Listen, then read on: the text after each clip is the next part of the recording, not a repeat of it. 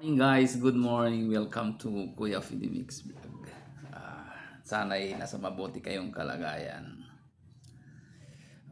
Good morning, mega love shout out po sa inyong lahat. Team Zombies, mga friends all over the world. Good morning, mega love shout out. Okay. Nandito tayo ngayon at ating tingnan ang ating electric bill. Yan.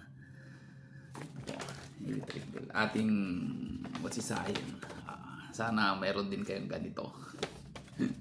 Na napakahabang listahan yan. Napakahaba. O yan, ang haba-haba. Hindi natin alam kung anong nangyari dito. But sobrang haba. Okay, ang billing invoice namin ay nag-start nung a period of November 8 to December 24. Ayan. At ang consumable namin ay 3,891. Ayan. Dito sa ano natin, sa electric bill natin, ang mga meron tayong countdown, yan, kung ano yung mga binabayaran natin. Yan. Babasahin ko. Mayroon tayong binabayaran na generation and transmission. Generation and transmission. Oh.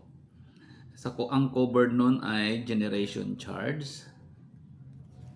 Yan. Generation charge, transmission charge, and then system loss charge. Mayroon pang system loss charge. Kasalanan pa ng consumer ang system loss. And then ito na naman sa distribution of revenues. Bakit kailangan mayroon pa na tayo dito distribution of revenues? Ang cover naman doon ay distribution charge, supply charge, mayroon pang metering charge. Dalawa yung supply charge, dalawa rin yung metering charge. Hindi ko alam kung bakit ano to. Over explanation na yata to sa kanila. Tapos mayroon pang others. Yan, guys, mayroon pang others. Ang others ay subsidy of lifeline. Kailangan may lifeline pa po ba? Binabayaran pa natin yung lifeline. And then, subsidy on senior citizen. Tayo pang nagbabayad doon. sa subsidy ng senior citizen. Ito naman yung government charges. Hindi ano pa yun, hindi pa kasali doon. Dito pa lang tayo sa government charges. Sa government charges, meron tayong franchise tax. Okay. Real property tax. Value added tax. Ayan. Sa value added tax, nandito yung generation, transmission, system loss again, and then distribution. Ayan, binabayaran pa natin yan. Hindi ko alam kung bakit. Tapos, mayroon pang universal charge.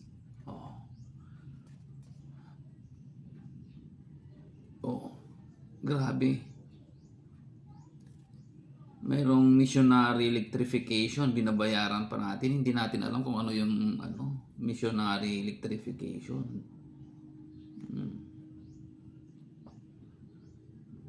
Tapos mayroon pa tayong binabayaran na stranded debt. Bakit tayo yung nagbabayad nito? Ayan. Meron pa tayong fit all na binabayaran. Hindi ko alam kung bakit yung fit all na yan. Yan. Yung fit all, yun yung renewable energy. Tayo pa rin yung nagbabayad. Hindi lang yung consumable ang kilowatt hour ang binabayaran natin. meron pa tayong fit all. Yan. Tapos, kahit nag-brown out, binabayaran tayo yung nagbabayad. Brown out na, tayo pa rin yung nagbabayad ng system loss nila. Or, kung meron mang natumbang poste at nagka-brown out, tayo pa rin yung sasagot doon. Kaya ang bill natin ay umaabot ng 3,891.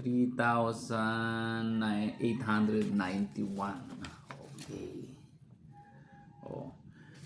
Pag hindi mo pa nabayaran on time, meron kang additional na 10% na babayaran for overdue. Yan. Kaya ang laki ng binabayaran ng kuryente dahil sa sobrang daming charges na sobrang daming charges. Kailangan in front na magbabayad para maiwasan yung charges. Sana ganito, hindi ganito ang binabayaran nyo sa inyong probinsya. Sa Tarlac lang po ito, TEI. Ayan. Kaya yan. Guys, pasilip-silip naman doon sa mga bill nyo kung ano yung mga binabayaran nyo. Cover ng charges. Para meron kayong background. Okay. Yan po ang namin, electric bill namin in a month. Yan. At sana ay nakakakuha na naman kayo ng konting idea regarding sa binabayaran sa kuryente. Okay. Ito na naman po si Kuya Fidimix Vlog at nagsasabing mabuhay tayong lahat. God bless.